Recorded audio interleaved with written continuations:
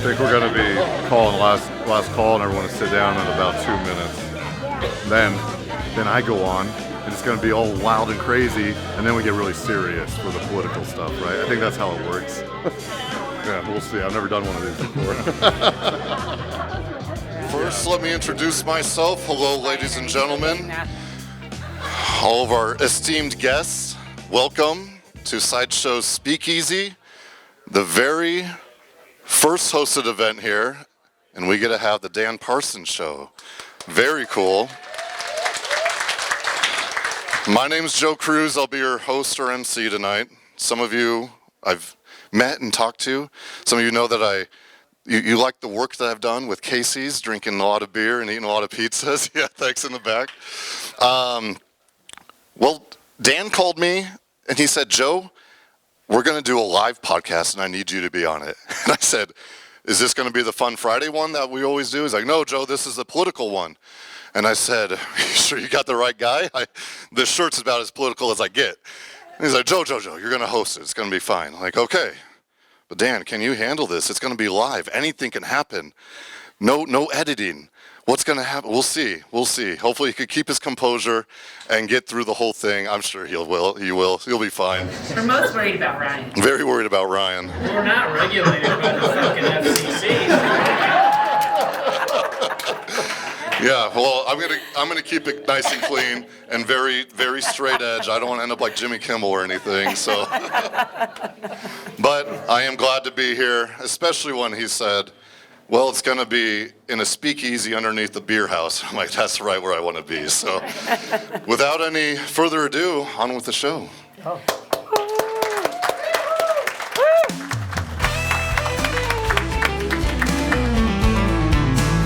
Truth Over Tribalism, the Dan Parsons Show, a podcast that lifts up instead of tearing down. Yeah. Well, welcome to the 100th episode of the Dan Parsons Show, live here at Lincoln's hottest new nightclub, the Sideshow Speakeasy.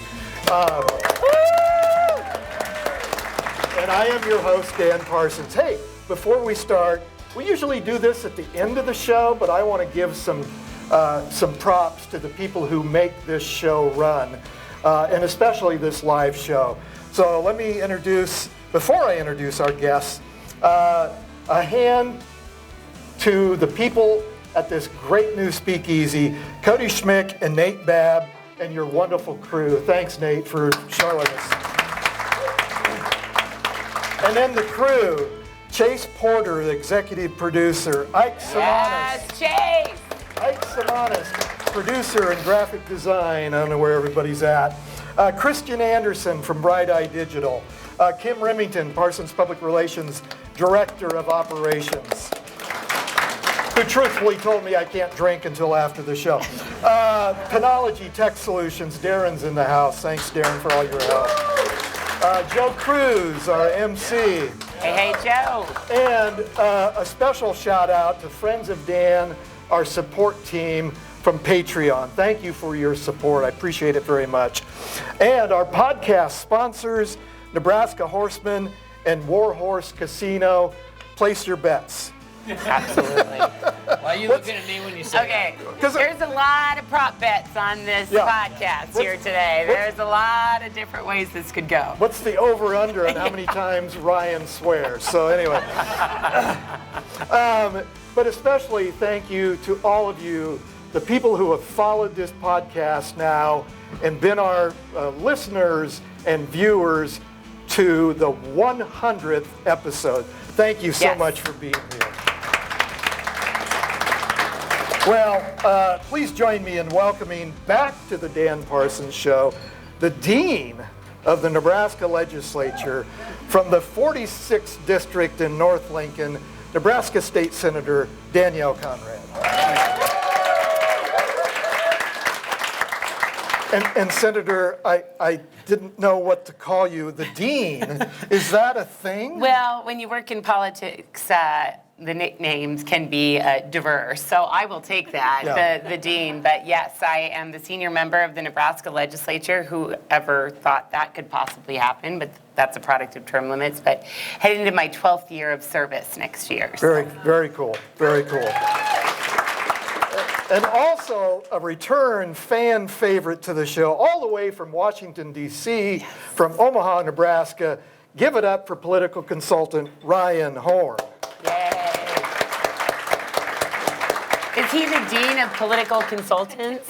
Have you earned that moniker yet? That is a terrible moniker to work towards, but I'm working at it. Senior political consultant, perhaps. Okay, we'll go with that. We'll go with senior.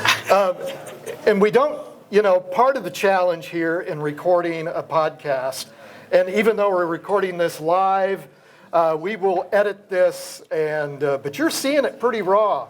But this will be up live later this week, thanks to our great producers. But let's start with an issue that has polarized the nation, has polarized and has profound impact right here in Nebraska, and that's immigration. Lincoln, Nebraska was recently named a 4-star certified welcoming city, a prestigious national designation for exceptional efforts in supporting immigrants and refugees. This achievement highlights the city's long-standing commitment, dating back to the 1860s actually, and it intensified over the last 50 years as refugees resettled into our community, creating an exclusive environment for newcomers. A few weeks ago, as I think most of you know, Governor Jim Pillen in the state of Nebraska announced that the state is partnering with the Trump administration to build a detention facility at a state prison in McCook, Nebraska. President Trump said it would help ICE agents remove, quote, the worst of the worst, right? We've heard that time and time again, despite the governor and state agency heads explaining it would only house low-level and medium-risk immigrant-related detainees. And recent polling suggests that a majority of Americans now disapprove of the president's handling of immigration, although most Republicans still support that. So my first question, guess. Jump right into it. Help us understand No softball. those two developments when it comes to people wanting to come to our state and start a new life. Senator, you want to start us off? All right. Well, first of all, congratulations, Dan. This is absolutely thrilling, and let's give him one more round of applause. Thank you for sharing your vision and expertise in creating and curating Nebraska's #1 political podcast. Clearly, there is an audience out there that is hungry to really dig into the key issues of the day with Nebraska thought leaders. And you started us off with a great big one that's top of mind for a lot of Nebraskans. So I think that this issue is so interesting to unpack from the political side, the policy side, and the legal and the practical. First off, the political, and this is my take, and I'd be interested to see what Ryan thinks about it. But I think what's really driving the governor's move and impetus in regards to this announcement is the fact that he's terrified of re-election. And he hasn't delivered on his #1 campaign promise to provide transformative property tax relief to Nebraskans. So he's looking for any distraction, any deflection, anything that gets him closer to President Trump, who's still above water in Nebraska with Nebraska voters. And so that, I think, is the stark and cynical political play that is before Nebraskans now. When it comes to the policy, the legal, and the practical, this is really just mind-bending. Nebraska, it's well established, and this is what's so hard to have debates in today's political life because we can't even sometimes agree on basic facts, right? Yeah. The governor says, well, our prison system isn't overcrowded.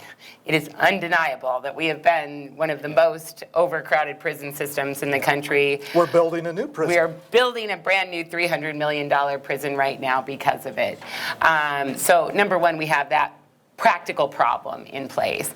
Additionally, the work ethic camp in McCook has specific statutory guidelines for what can happen there, unlike other prisons which have perhaps more flexibility for the executive. So that's something that's going to be teased out in the legislature or perhaps the courts. And then it goes back to the basic separation of powers issues as well. And right here in Nebraska, the people have stated unequivocally in our state constitution that the legislature has primary authority over penal institutions. So there is so much to unpack here. And let me be clear, immigration's always a white-hot issue in politics, and it's no different today.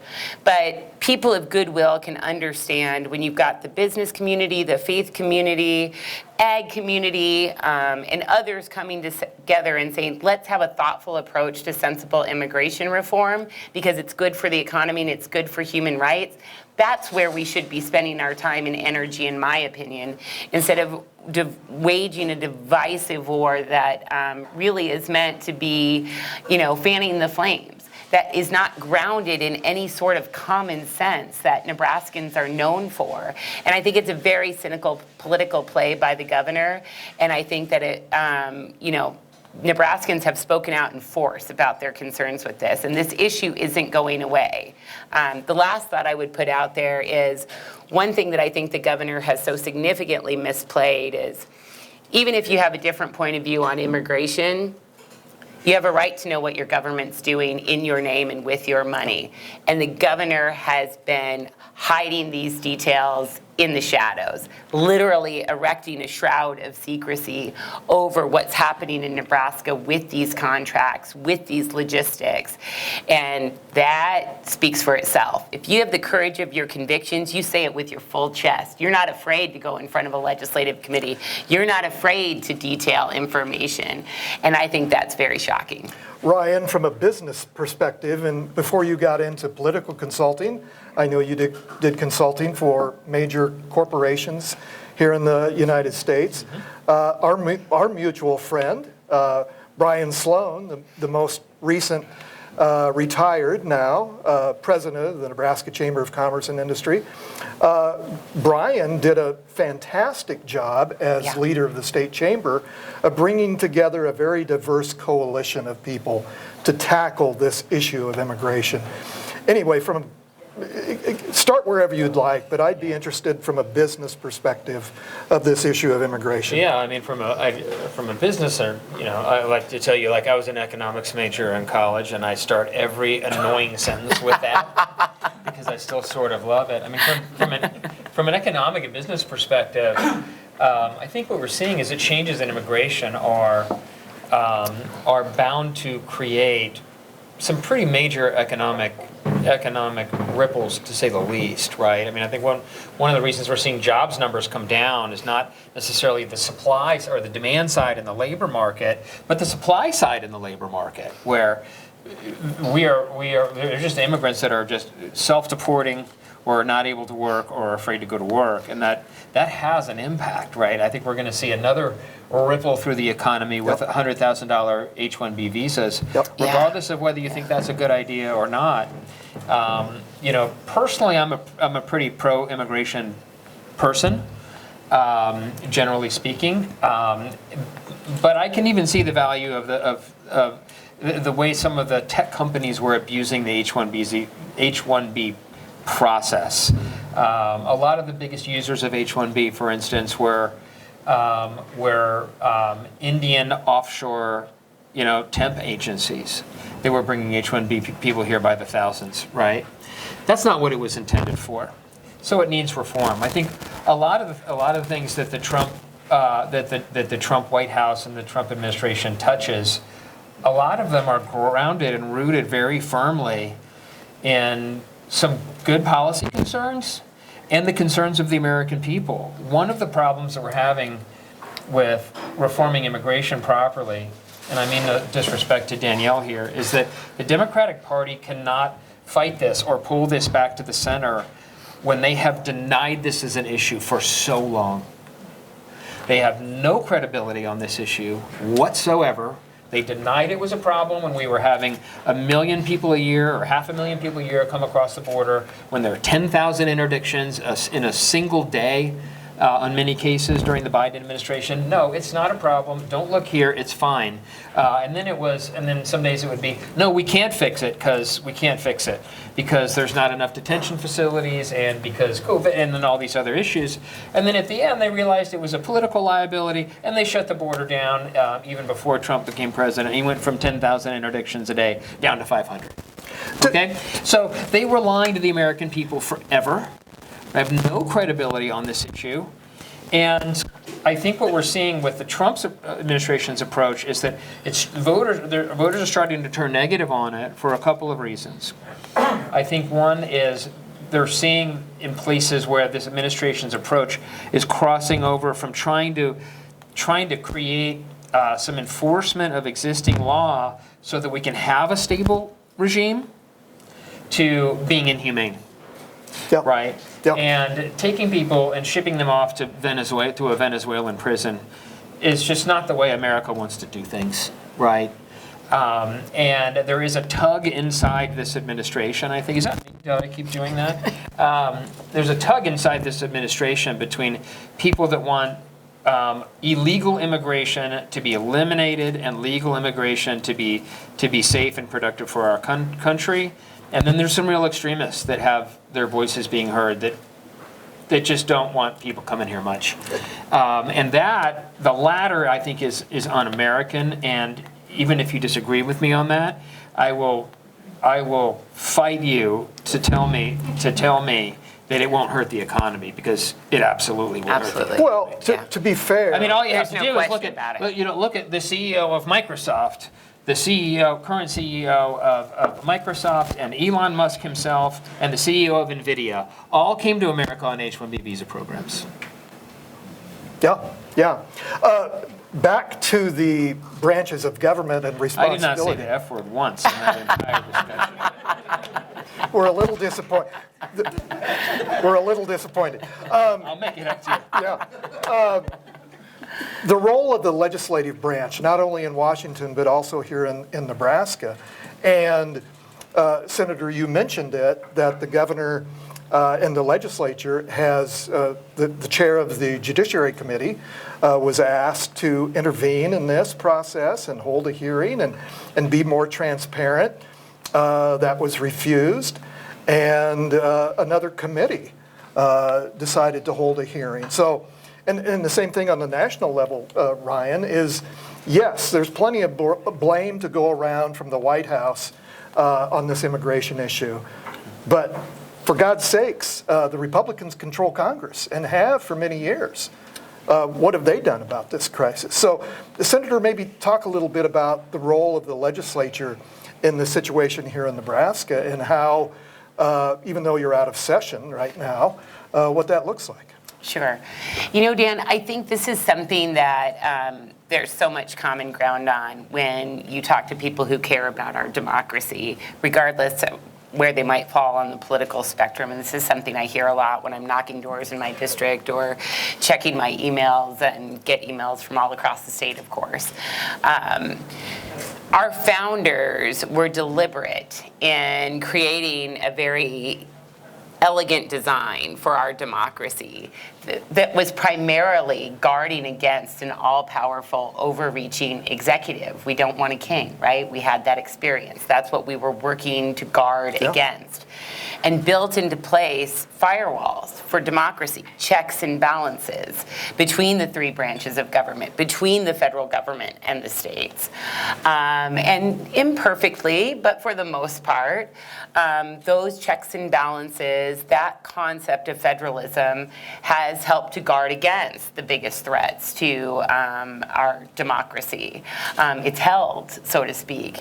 And I think that's what feels so precarious about this moment, is that we have a powerful and overreaching, and in my opinion, radical executive on both the federal and the state level, and the checks and balances aren't working. They're not holding. They're not being put into place because we have a lack of independence in the legislature.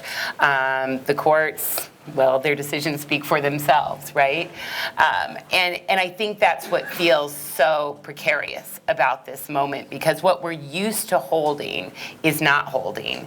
And what we think about is very conservative things, like states' rights, for example. Yep.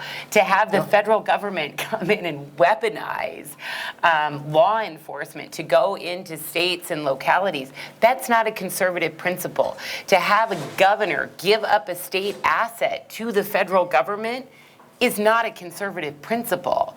To have a chair of the Judiciary Committee, the august Judiciary Committee of the Nebraska Unicameral Legislature, refuse a public hearing and opt for a private briefing, literally erecting that same shroud of secrecy, that is shocking. That should not be normalized. And we're not playing government. You tried to crash that party. Well, my good friend Senator Parsons said each individual senator has the same authority as a committee. And I said, well, I disagree, but I'm going to take you at your word, Senator. So I tried to participate, and I was not able to participate. So then Senator Terrell McKinney, under the jurisdiction of the Urban Affairs Committee, did have a hearing. And here's why a public hearing matters versus a private briefing. There's a record. Yep. There's a Q&A between invited guests or the public writ large and the fact finders, the senators who are exercising their legislative oversight, who are doing their due diligence on behalf of the people's branch, on behalf of the taxpayers. And that kind of give and take is important to understanding the truth. Having a record is important for policy, history, litigation, otherwise. And then, of course, in Nebraska, where we have a one house, giving voice to the people, our hollowed second house, to come out and share their perspective, to deny a record, to deny an exchange, to deny the people's their voice. That is shocking and should not be normalized in Nebraska politics, no matter what the issue is. But the problem for a long time is that this got normalized by both parties for a very long time. And it goes back to, like, I will not accept nor attempt to defend trying to do these kinds of things in secrecy, because it's absolutely anti-democratic. And there is this culture in the political culture now, in both the right and the left, but you see it really in the right now, that if you're from the Omaha World Herald, I don't have to talk to you. If you're from the New York Times, I don't have to talk to you. I can make these stupid excuses, and that's how you get things like Joni Ernst saying, well, everybody's going to die. It's a stupid idea, right? But it's pervasive and it's damaging. But the problem is that, again, I go back to, the problem is that the Democratic Party has damaged its credibility so badly over so many years. To hear Democrats now come and say, we're concerned that the government is too powerful. Literally, my entire life, the first campaign I started following was Reagan-Mondale in 1984. What is the one thing that has been consistent in the Democratic Party's message in every presidential is that the government will help us if we will only make it more powerful. And now I think they're just shocked that the guy who's claiming all the power they helped create over these decades is not one of their guys. And that's not to defend some of the extrajudicial things that Donald Trump is doing. But the problem is that the answer to that is less government power. It's more free markets, it's more freedom, it's more economic growth. But the Democratic Party has no DNA left of how to talk about that, because the last Democrat that talked about it was Scoop Jackson. Well, I think part of the challenge with that, Ryan, is the other branches of government have abdicated their duties. I mean, the Republican Congress. No question about it. Like you hear, like my friends on the left are always complaining about the Supreme Court, and they're letting him do everything, and Amy Coney Barrett. No. What Amy Coney Barrett and Brett Kavanaugh are trying to do, if you read these decisions closely, I'm not a lawyer, but I play one on a podcast. They're trying to make Congress do the job that Congress is supposed to do. It is not the Supreme Court's job to tell the executive how to run the FCC or not. Or the FTC, excuse me. That is Congress's job, right? And Congress has decided that their primary function that they would prefer for themselves is to do a lot of internet trolling. right? And it's been 20 years. I go back to this. We can blame it all on Republicans, but your party doesn't have the DNA to speak credibly about this. And the voters know it. The Democratic Party has not talked about the value of American capitalism. They talk about it like it's evil. Right? They watched Wall Street back in '86, and now greed is good. And like, oh my God, that's terrible. Okay, I watched Wall Street too. All right?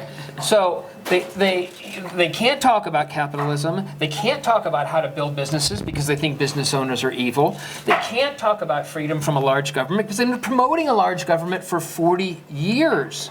And now the chickens are coming home to roost. And the problem is not that these systems are broken or that these institutions are broken. It's that there is no pro-freedom party, and we have a two-party system. You get the last word on this Oh topic, man, and then there's we're so moving much. on. That's a whole hour to I know. unpack right there. But I love sharing space with Ryan and hearing his perspective.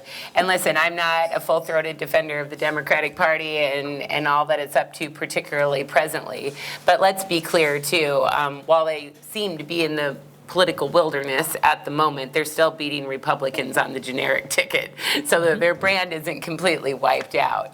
But you see, like their favor of the Democratic Party with voters right now is like their favorability is in like the high 20s. Like we've just never seen that in a poll before. Right. And so the idea that that they are polling, their brand is so tarnished at a time when the Republicans are being so stupid and so crazy.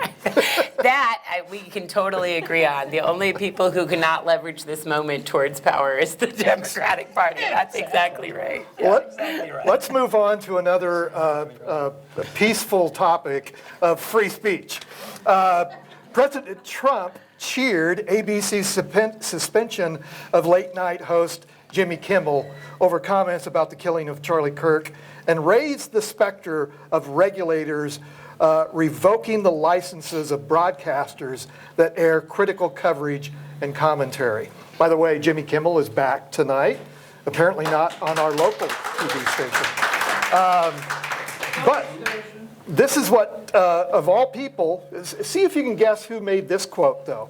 If the government gets in the business of saying, we don't like what you, the media, have said, we're going to ban you from the airwaves if you don't say what we like, that will end up bad for conservatives. Ted Cruz said that, that's right. Does he win a prize? Is he going to go fact yourself shirt? Okay. Federal Communications Commission Chairman Brendan Carr said on a podcast, do you want to answer that live? Oh, is that somebody's phone? Yeah, I'm causing all the feedback over here. Oh. I don't know if you guys can hear that.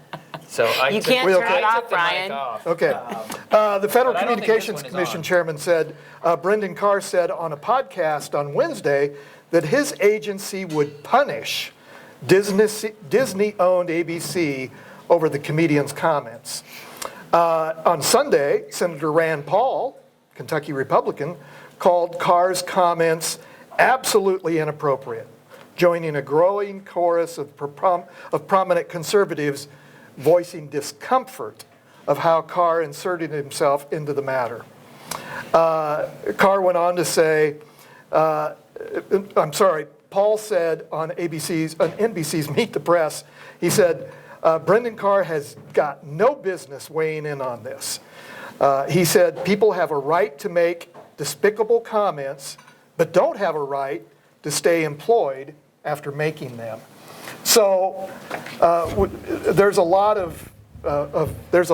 that's going on with free speech here in the United States, and so give us your thoughts. I know you've got some thoughts on this, Ryan. I do. And by the way, we've got the former executive of ACLU here in case we have any questions about I'm free kind speech. of a free speech absolutist, so this will be fun. We need to do a microphone test here. I think that's a little better. Okay. So first of all, I will buy a cocktail for the first person who can raise their hand and tell me what the first 5 words of the First Amendment actually are, Danielle not included. Congress shall make no law. Congress shall make no law. There it is, Charlene Great. Barron. Okay? My friends on the left forget these 5 words all the time. It does not say that Office Depot shall make no law. That's right. It does not say that Disney Incorporated shall make no law. It does not say any of that. As you pointed out in your opening, the framers realized that the power of the government was a unique threat to freedom. Yeah, in the way that no other entity was a threat to freedom. I mean, I say it this way now, like the reason that, people like to complain about evil corporations, including myself. IBM cannot put you in jail. The government can put you in jail. Yeah. So we need to check the power of the government first. Now, that said, I think there's something very enlightening about a Wall Street Journal story that I read today. So I'll tell you what the first 3 quarters and all the headlines were about. Some kid decides to go, they're having a Charlie Kirk visual in like Kalamazoo, Michigan, right? So this kid goes to get a poster printed. Office Depot, a young kid at the Office Depot refuses to print it. It goes onto social media. It spreads all around. Before you know it, Pam Bondi is saying, we will absolutely prosecute people that discriminate against people. Like, okay, first of all, Pam Bondi went to fucking law school, okay? She knows that that is ridiculous, right? I'm sorry, in the United States, how Danielle, like her misguided notions of how the world works, that is not a protected class. The fact that she's a woman is a protected class. Her race is a protected class. How we feel about politics is not. In fact, quite to the contrary. Our framers intended us to be able to argue and disagree. If I have a print shop and I don't want to print Danielle's poster, they intended me to have the right. So Pam Bondi knows that that is ridiculous. And that applies to cake shops too, Ryan. It applies to cake shops. Well, that's a little different of a thing. No. Okay. No, that's a little. There's nuance there, because you might have to make the cake, but that's a whole other story. Google it. Anyway, so then Office Depot fires the kid, right, that was working, the young lady who was working and refused to print this, and there's all this big thing. And then Ted Cruz says, this is ridiculous, and you need to stop, right? So all this happens. Now, the Attorney General of the United States is talking about this, right? Now let's look at what happened. If you get to the very end of the story, you learn what happened to the actual parties in this dispute. Mm-hmm. And here's what happened to the actual parties. Kid goes to Office Depot. Girl working at Office Depot refuses to print it. He walks down the block to FedEx, the little locally owned FedEx print shop. The locally owned franchise of the FedEx print shop says, sure, not only will we print it, we'll give it to you for free. They print it. They have their candlelight vigil. Everybody's happy. Office Depot calls the kid next day, says, why don't you come back in? The manager's there that day. He said, I'm sorry about that. Next time you want to print a poster, feel free to come by. We'll print one for free. In other words, everyone treated each other like decent fucking human beings. Yeah. Right? Yeah. That's what happened. So what is the difference between what happened locally in Kalamazoo and the story that made the Wall Street Journal? With the story that made the Wall Street Journal, with Pam Bondi and all that, that story would not have happened in 2006. What happened in 2007? Show of hands. Buy another drink for somebody. Good. It's a broad question. What happened in 2007? The invention of the iPhone. Nebraska fired Bill Callahan.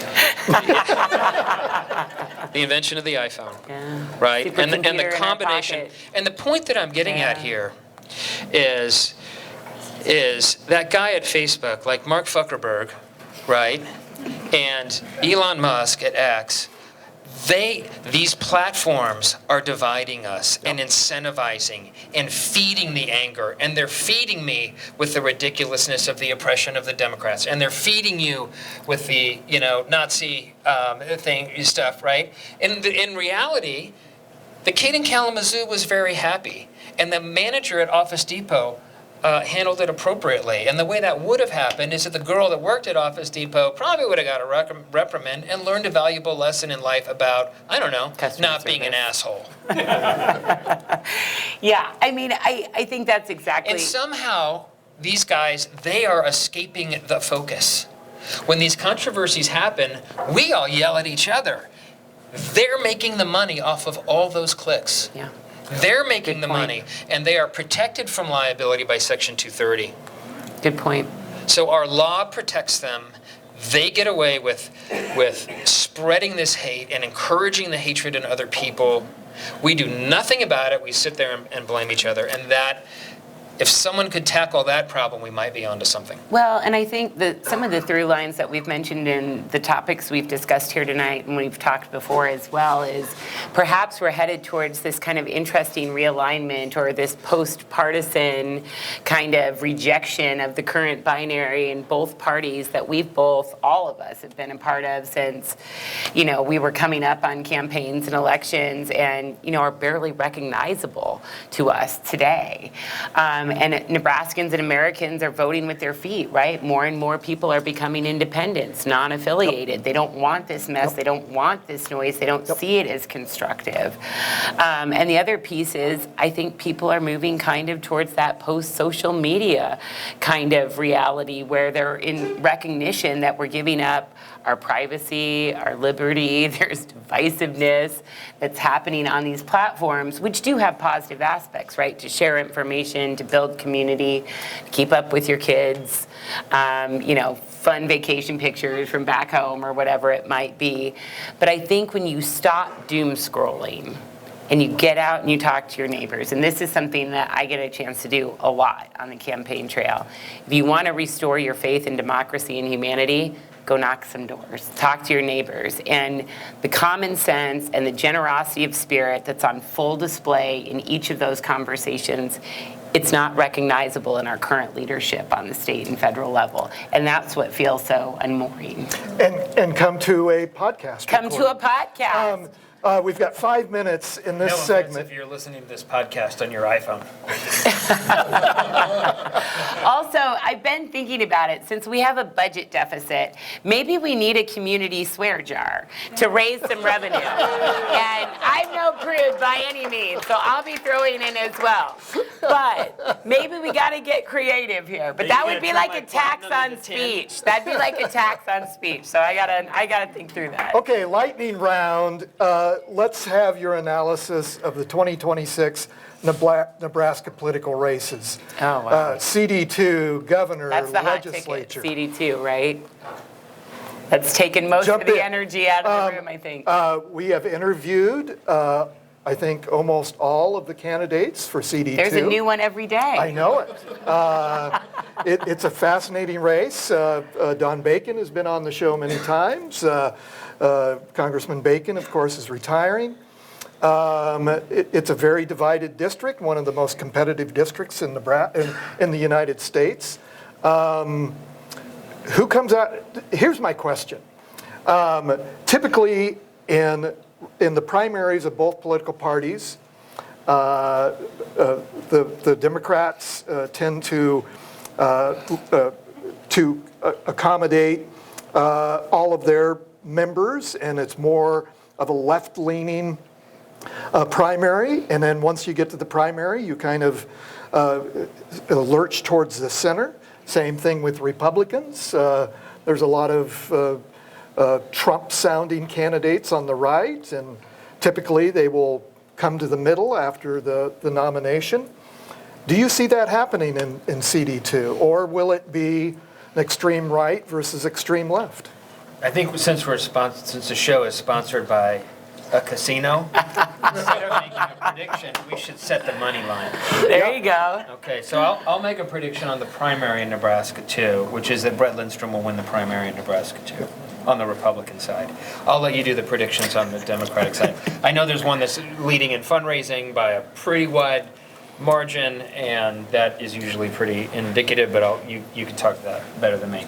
So I think Lindstrom will win the primary, and I'm willing to bet that now. What's his edge over Harding? Because I don't pretend to have an expertise in Omaha politics. I know enough to be dangerous, but I think he's a better candidate. He has a better team. Yeah. And I think he'll be able to raise the money. yeah, And he did a great job in the state legislature and made a tough run for governor. Exactly. He's That caught a lot of popular. people's attention. He got a lot of people's attention. He distinguished himself in the Yeah. state senate. Full disclosure, Brett is a former client of mine when he ran the first time, and I would call him a personal friend, which is the other reason that I want to set the money line and not try to predict that. because I'm rooting for him and will probably donate to him. So that's full disclosure. So I think he wins the primary. If I were setting the money line, just based on the nature of this district, you look at a couple things. If the district does not get redistricted, if it stays as It will not get redistricted. That would be, new word I just learned this year, a dummy mander. There's nowhere to go. There's nowhere to go. Like, If Republicans try and break up CD2, it helps CD1. Exactly, they're not going to help CD1, Yeah. right? So I agree with you 100%. But I mean, I would put the money line. I would take Brett and the points. And I think the money line would have to give Brett probably 3 points. Okay. Right. Senator? Yeah, it is a jam-packed Democratic primary ticket right now. Of course, my good friend, State Senator John Kavanaugh is running. We served together. I've known he and his family for a really long time. Incredible good friend, Crystal Rhodes is running. We came up together in Young Democrats, and it's been amazing to see the work that she did on the Public Service Commission, and now that she's doing as clerk of the district court, and she is a tough campaigner. There is no question about that. And there's all these other really exciting candidates jumping in as well. Denise Powell is more of a newcomer, I think, to a lot of voters, but to a lot of political insiders, she's well known for being somebody who's out there helping raise money, work on campaigns, recruit candidates, and she's been very aggressive in her fundraising, which is a feather in her cap. The name recognition, the work that Senator Kavanaugh has done in the legislature has him way up in the polls. But I would never count Crystal Rhodes out. She is about as smart and as scrappy as it comes, and the voters know her as well. There's other good candidates coming in, an incredible candidate with military service and leadership, a new candidate that's closely tied to Brad Ashford's family and was a part of his service. And I think at the end of the day, each of these candidates are all pretty moderate folks that are going to, be squarely aligned with the voters of CD2, who want somebody who's going to stand up for working families and civil rights. Yeah. No. Yeah. No. Fighting for civil I know rights? she's friend. Fighting I know for she's working your friend. families and She's civil not- rights? How is that anything but moderate? Crystal Rose is not a moderate. Crystal Rose is not a moderate. I think my friends at the NRCC are sitting around and they are saying a prayer before they leave the office every night. Crystal Rose, in the name of the Father and of the Son and of the Holy Spirit, because she doesn't fit the district, and they know that, and they'll have record on her, and they'll be able to paint her the same way that they painted Cara Eastman, right? It's just too liberal for the district, which is saying something because that district is moving. You know, the question is, in a Trump midterm, that might not even matter, Yeah. right? So maybe she could win. But I'm just calling bullshit on that. I mean, I wouldn't count out somebody who literally worked their way up, right? Literally who embodies the American dream, who scrapped for everything that she has and made it to the highest echelons of Nebraska politics. I think that's a Nebraska story that people can relate to. But I think it's hard for me because I have close personal connections with all of these folks and deeply admire them jumping in. A lot of people are nervous about contested primaries. I don't know how it works on your side. But I'll tell you, I think it's a good thing. It is a good I think at the end of the day, you give voters choices that's going to energize the electorate. It's going to make the candidate sharper. It makes the candidates better. Absolutely. It absolutely does. Absolutely. You see it happen all the time where, you know, one party sort of clears the field in a big race or something, and for somebody, usually this historically, for someone who can write a big check to themselves, and then it turns out they can't put a sentence together when they have to, you know, and the reality is candidates are not just about candidate skill, it's also about building a team, it's also about knowing how to plan, right? And so, a primary builds your team, it makes your team stronger, it makes your candidates stronger. Absolutely. We're going to have to leave it at there. What an amazing conversation. Danielle Conrad, Ryan Horn, thank you.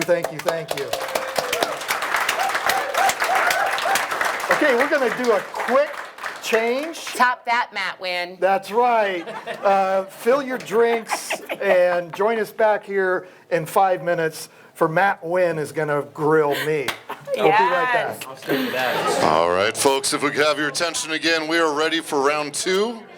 And just a reminder, you do not have to leave right away. We're going to have the room for another hour or so. You can chat it up, talk with our guests, talk with Dan, and enjoy the great cocktails. So without any further ado, here's part 2. All right. Thank you, Joe. Well, hopefully I've gotten around to say hi to everybody. There's so many great friends here, past guests from the show. Just thank you for your hospitality and for joining us here tonight. And it's my joy to introduce again to the show a return of, how many times is this? Oh, I don't know. I lost count. I stopped counting. You were on the old show. Please join me in welcoming back to the Dan Parsons Show, Matt Wynn, the Executive Director of Nebraska Journalism Trust, the parent organization of Nebraska's very first nonprofit newsroom, Flatwater Free Press. Matt Wynn.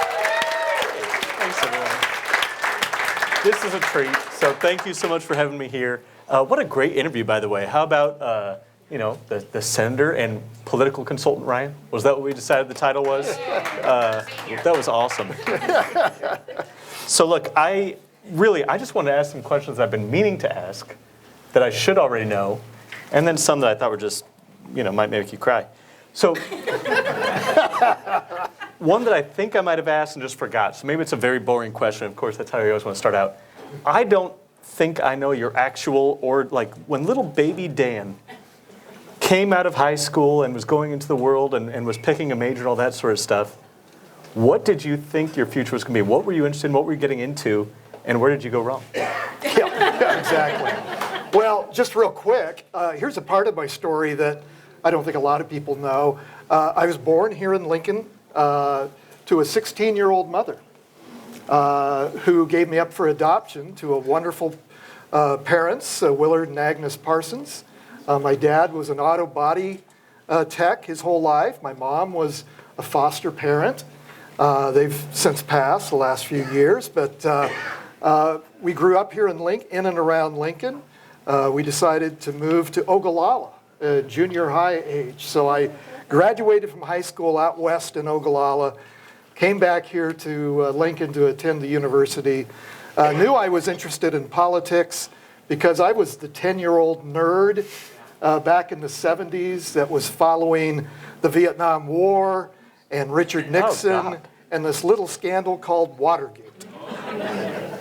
So that's what hooked me into what I'm doing today. Ended up studying journalism after I decided that political science, it's like, what's everybody doing after they graduate with a political science degree? They're going on to law school or grad school. I'm like, I really don't like college. So anyway, switched over my junior year to journalism. But the odd part about my experience in journalism college, Charlene, was I was a news ed guy. I never knew I was going to be doing this. And so from a very young age, Senator Conrad and I were on opposite gubernatorial campaigns. I helped Kay Orr, and Senator Conrad helped Helen Busalis. And so here I am. All these years later, I worked for a United States Senator. I worked in Don Stenberg's Attorney General office. I was the very first communications director in the Attorney General's office. And until I got tired of working for state government and federal government and decided to start my political career as the Parsons Public Relations, helping other people get elected. Why'd you call it Parsons? Yeah, I know. It was a tough choice. So before we get into all that meaty politics stuff, so politics, that was your thing. That's what you wanted to get into. That's what you were aiming for. Mission achieved. Great success. Before that, you mentioned your dad was an auto body mechanic. What was your first car? It was a 1968 VW hatchback. Where is the hatchback today? Where can we find that? I have no idea. What are you doing with your life? the reason I needed, well, first of all, my parents helped me buy it, so I didn't have a lot of choices. But the reason it was important is because I hauled around a drum set. And so I was this drummer in western Nebraska and eastern Colorado. I was 16 years old, getting into bars, drinking rum and cokes, playing in a country swing band. Just like I picked, yeah, exactly. When did you decide, you were doing this politics thing, you were doing that for a long time, when did you decide that you wanted to move from, and maybe it was the longer story, from politics to behind the mic, as you are now? Yeah, so, you know, I really am an entrepreneur. I kind of figured that out early on. And, you know, I'd get bored with the public relations clients and wanted to get away from representing political candidates. At least that's what I thought. So we started a little thing here in Lincoln called Lincoln Secret Supper. We did that for a couple years. And I decided that just like social media, there was this new thing called podcasts. So not only did I want to understand for my clients this new communication tool of podcasts, but I also wanted to understand it for myself. And so we started a podcast. It's been, what, Christian, you would know this. Christian was the original, well, not, you weren't the original producer. There was another original producer for the podcast, Pints and Politics. So just like the name sounds, we'd have a craft beer from a Nebraska, and this was kind of the advent of the Nebraska craft beer movement, right? And so I wanted to understand that industry, and I kind of like craft beer. So we'd have a craft beer person and a politician or a community leader, and we'd drink beer and talk politics. Yeah. So that was the first alliteration of my podcast days.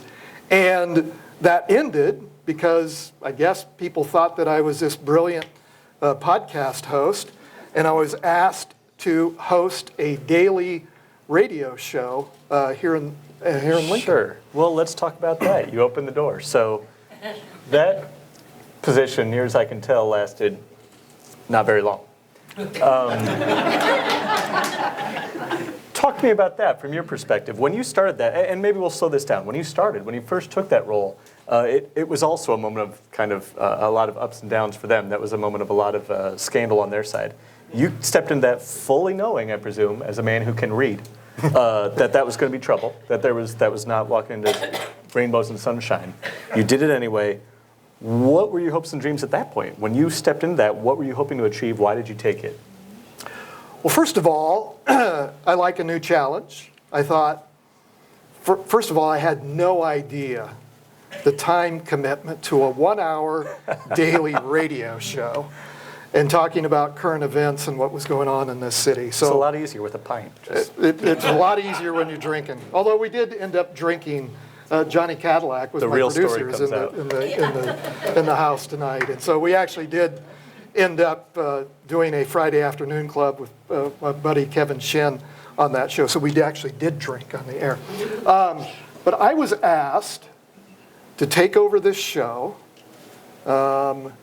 because they wanted a more centrist, moderate voice to add to their stable of conservative talk show hosts. And keep in mind, Sean Hannity opened for me every day. And so I thought it was a new challenge. I was, humbled that somebody thought I could carry on a conversation. The news ed guy could actually have a conversation with people and interview people. And it was a lot of work, but I enjoyed it until I didn't. So let's talk about that part. Yeah. What shifted? When did it shift? When did you know that it was shifting, and what did you do about it at that point? So management, I'd get called into the office every few days, and it wasn't necessarily about content.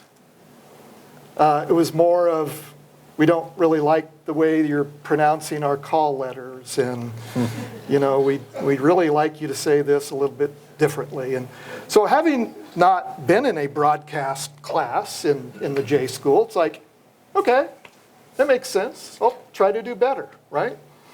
And but the listeners was my first clue that maybe this audience really didn't want a more moderate, centrist approach to their afternoon talk show.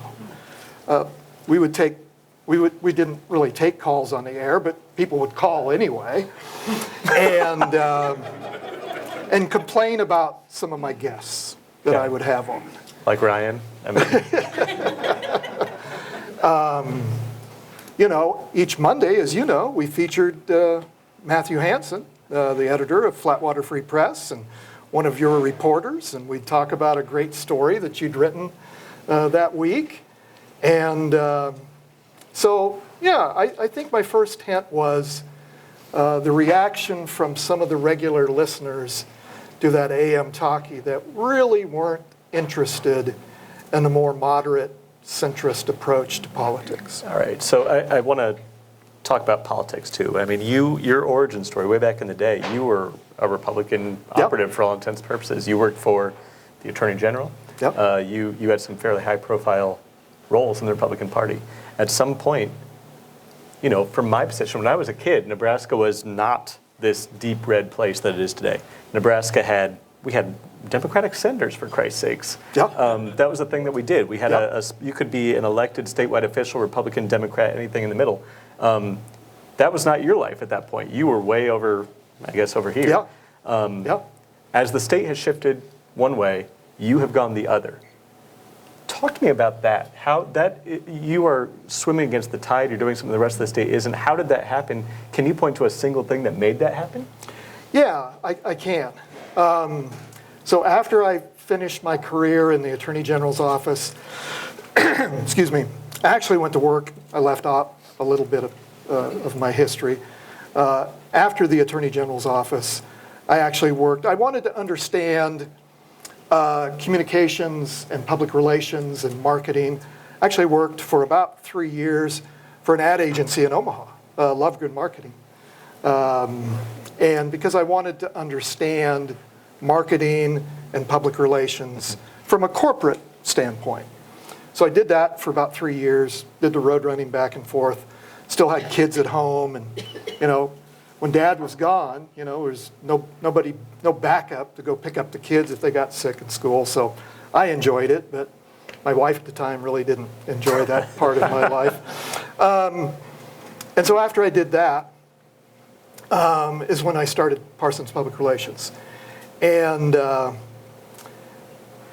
I became interested, and I was always a fan of the legislature, and because I was used to watching and observing and listening and lobbying on behalf of the Attorney General. And they were debating a measure in the legislature, which they did every year. But this year was different, and that was the elimination of the death penalty. Mm-hmm. Now, keep in mind, working for Don Stenberg back in the 90s, he ran on a platform of law and order and get tough on crime and get the death penalty working again. Mm-hmm. It hadn't been used in over 40 years.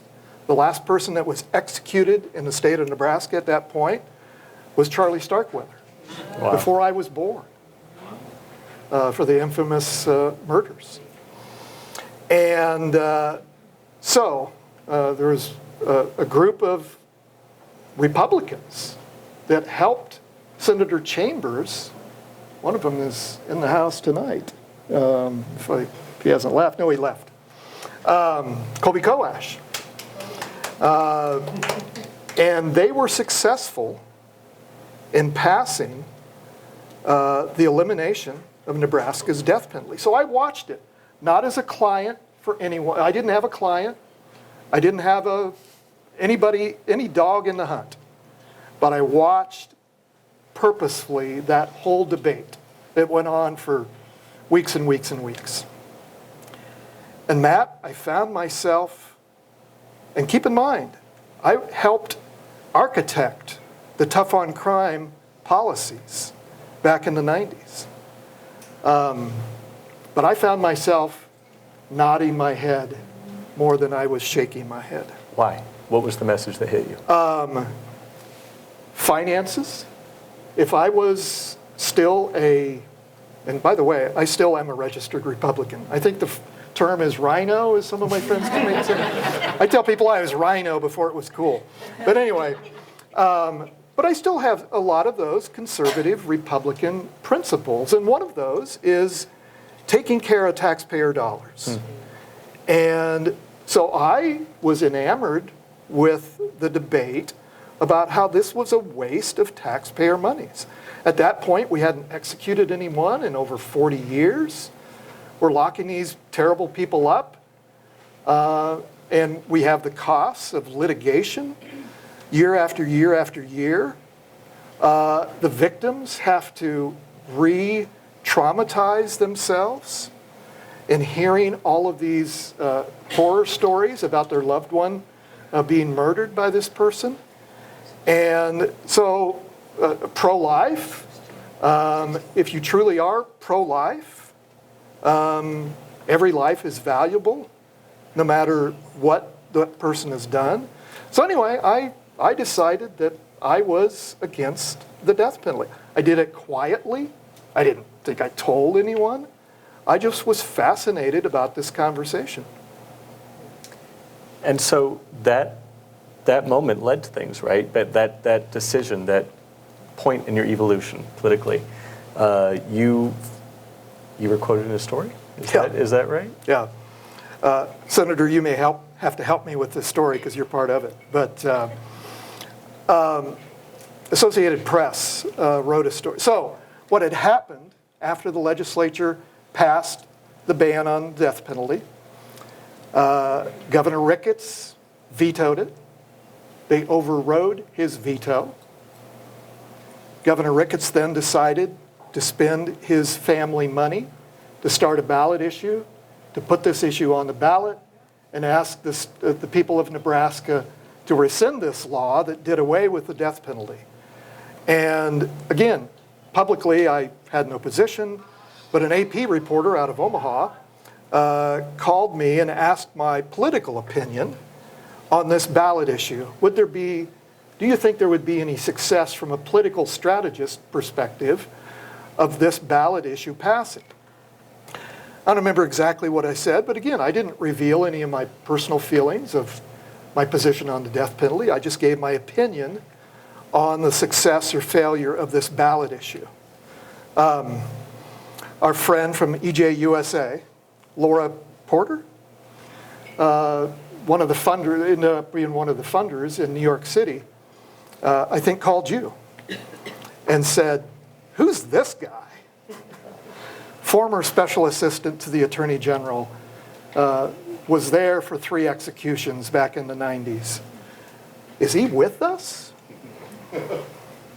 So I believe I got a call from you about that time and said, "Dan, would you like to sit down and talk about this campaign that we're starting?" And then one thing leads to another, and here we are. Yeah. More or less. Every time I see you wearing this shirt, I want to ask the story about this shirt too, because I was there in real time. I remember this unfolding very quickly. Always the most dapper son of a bitch, isn't he? Right? How quickly did that come together? So, when I was relieved of my duty from the radio station, I don't think my attorney is in the house, so I think I can be safe in talking about this story. I went into my crisis PR mode. After I went over to my operations director's house, we had a couple whiskeys, and because she was in that meeting with me,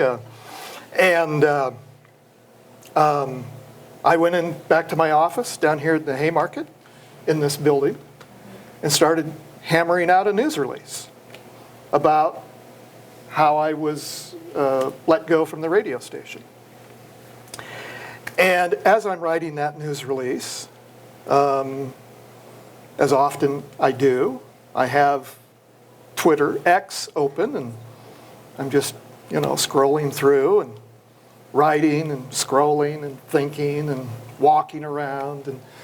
And I remembered that this t-shirt company based out of Des Moines, Ray Gun T-shirts, by the way,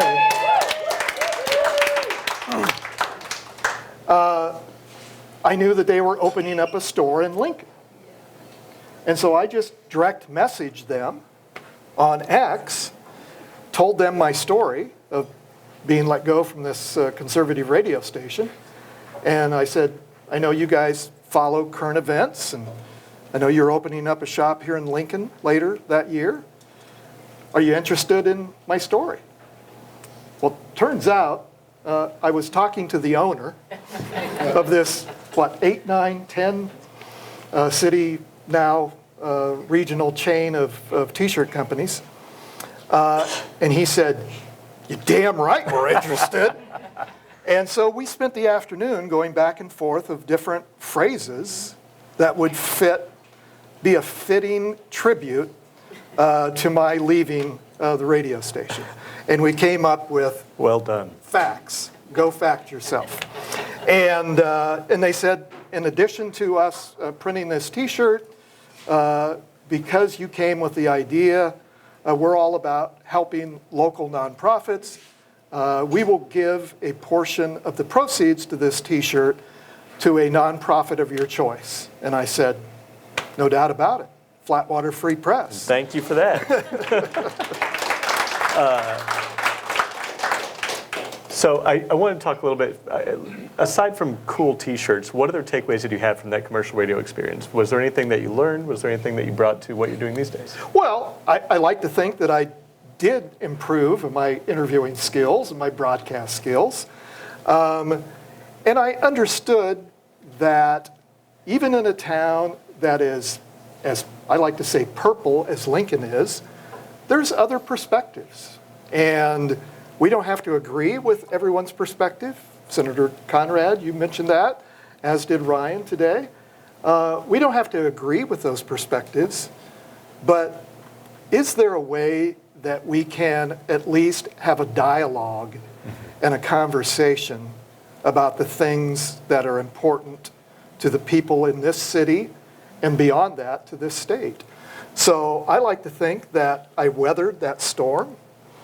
And, this... Hell yeah, you did. This podcast is about... It really was a blessing. I mean, as maybe painful... No one likes to get fired from a job. I don't know that, looking back, that's why I've worked for myself for 23 years, Clients come and go, but the boss is still here. The ability to have a communication skill and to bring people together. And that's what we are doing with this podcast. This podcast isn't just about Lincoln. I mean, that radio station didn't go beyond the borders of Lincoln, so we only talked about Lincoln issues. Now we're talking about state and national issues. And we've done it for a year now. And we're doing it for the 100th episode. Yes.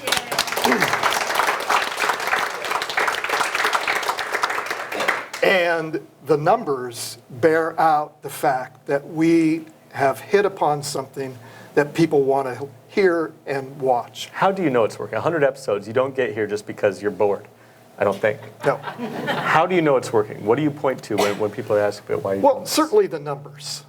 We certainly have the numbers to show that it is working. People are listening, people are watching, and it isn't just Lincoln. From the radio show, I've lived here all but 5 years of my life. Anyone that knows me, we go out to eat or drinks or functions. I know a lot of folks in this community, and I'm blessed to be able to have run a business here and grown a family and grown a business here. And now we're seeing that when I go to Omaha. Mm-hmm. I was at your event last week. I can't tell you how many people came up to me and thanked me for doing this podcast. Many of them I didn't know. Some of them are in the audience here tonight. So anecdotally and by the numbers, I think a podcast that, first of all, lifts people up instead of tearing them down, because you can find that anywhere, and brings truth over tribalism. We don't have to be stuck in our political parties. We can disagree with our political party that we're affiliated with, and we can challenge people to think of things in a different manner. I love that.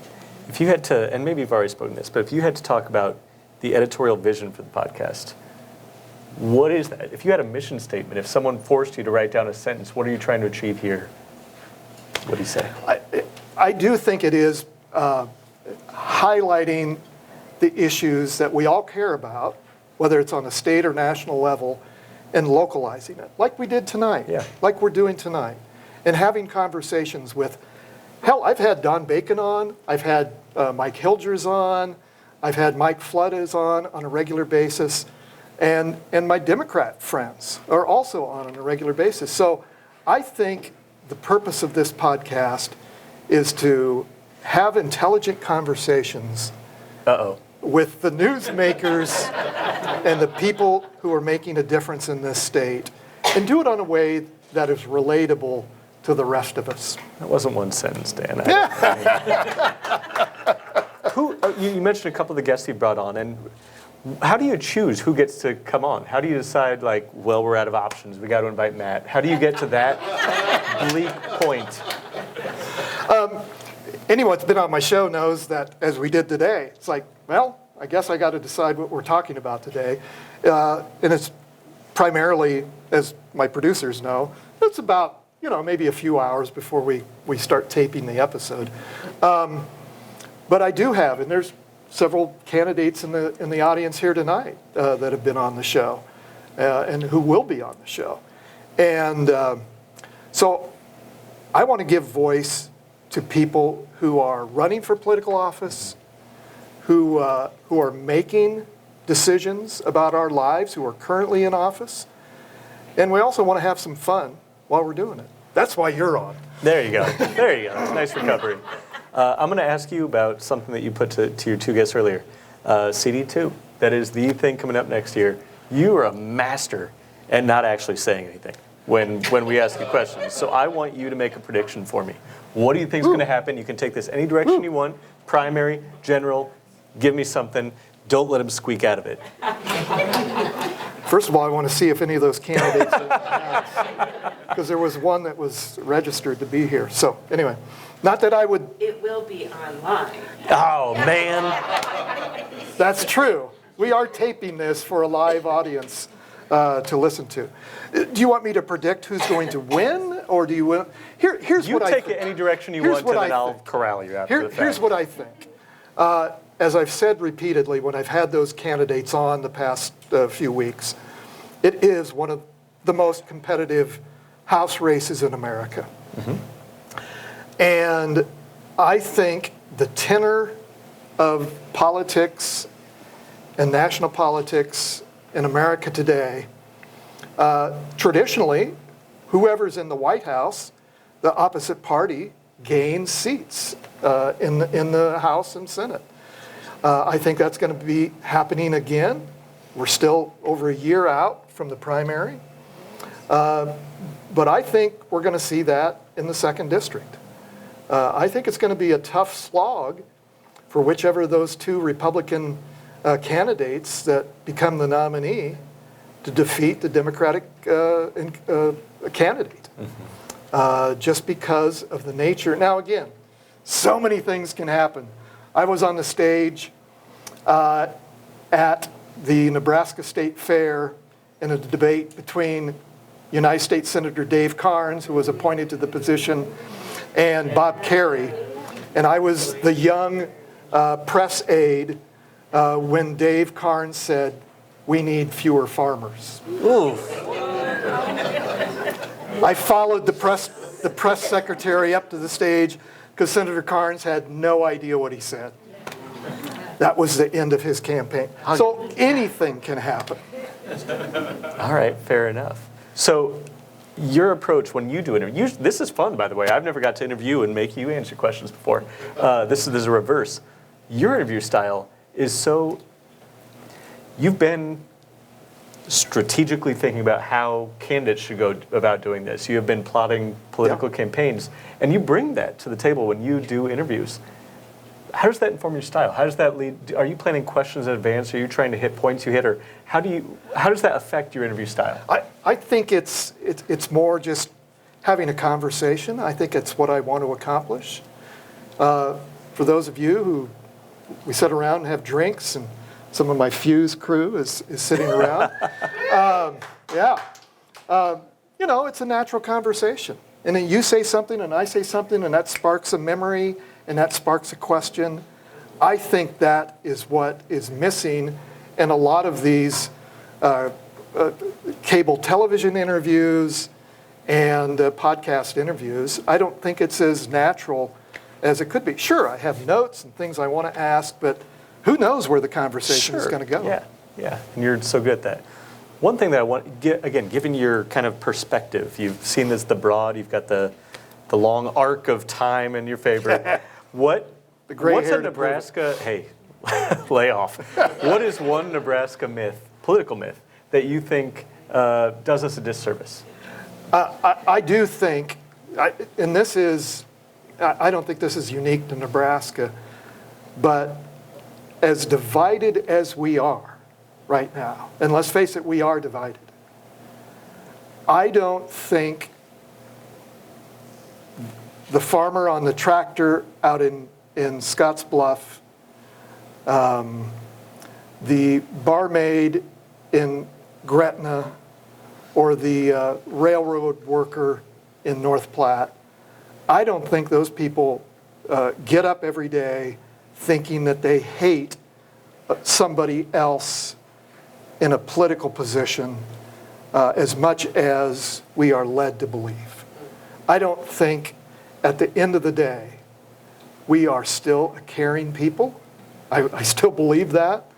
And so I don't think we are as divided as social media and the news media would like us to believe. I think that's right.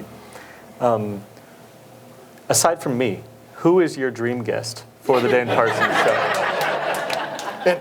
And by the way, Matt, we had a little short-lived podcast called It's a Disaster. 2 episodes, hard to find, collector's item. And we would analyze public relations disasters. Analyze. Yeah. It was the pints. Yeah, and we drank too. Yeah. Bob Woodward. Damn. All right. I like that. Bob Woodward. Yeah, I'm a history buff, a fan of Bob Woodward and Carl Bernstein. When Robert Redford died last week, and I instantly said, one of my all-time favorite movies, All the President's Men. So, one other question that I feel like I have to ask you about the podcast is, so often when we approach journalism, we're trying to think about what comes after this. After we do the story, what potential outcomes could there be? I think it's the worst thing if someone reads a story and goes, all right, next. That's terrible. For you, you have such a you're in a different medium, you're playing a different game. What do you hope people take if they're moved by an interview, if they're moved by a podcast? What do you hope they do from there? Call a legislator? What do you hope action looks like? Yeah, we don't necessarily have a lot of call to actions on the podcast, and I think that's pretty much by design. But I hope they're informed. I hope their insatiable appetite is not quenched, but is brought up to find out more, to call a state senator, follow a piece of legislation, call Don Bacon and tell him he's an SOB because of he said this and this and this. So I hope it stirs, when I speak to college students. They still let you do that? Yeah, sometimes. And now more than ever, where do we get our information? And we have so many choices. And I hope it's still a daily newspaper. I hope it's a nonprofit newsroom. I hope it is cable television shows. And I hope it is your favorite podcasts. Because we shouldn't just be getting our information from one source. And so I hope people have a huge thirst for more knowledge. I'm getting mixed messages here. Do we have a couple more minutes, sir? Okay, last one I want to ask you, and then we can dip. Every time that we chat, we can talk about the worst, saddest, most awful things in the universe, and I still walk away thinking that guy has a glass half full perspective. And I am the opposite. So, game recognized game or something like that. How do you keep that? What keeps you so optimistic about Nebraska's civic soul? Yeah. Well, I'm still trying to make a living. So, by the way, Free markets. If you haven't signed up to be a friend of Dan on Patreon, please do. It pays the bills. No, I do think this experiment of democracy is being pushed to the limit.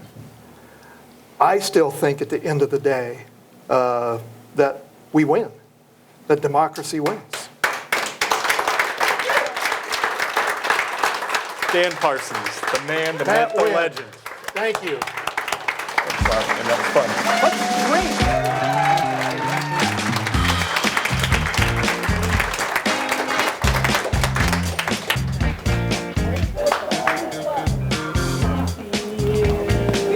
All right, folks, how about that? That was awesome. I want to thank Dan sincerely for asking me to be hosting this. What an incredible night. A lot of great thoughts, a lot of great words from everyone, and I just think it was so cool. So hang out, grab a shirt, grab another drink, mingle, talk about what happened, and hopefully we do this again really soon. Thank you. Happy 100th episode! Yeah.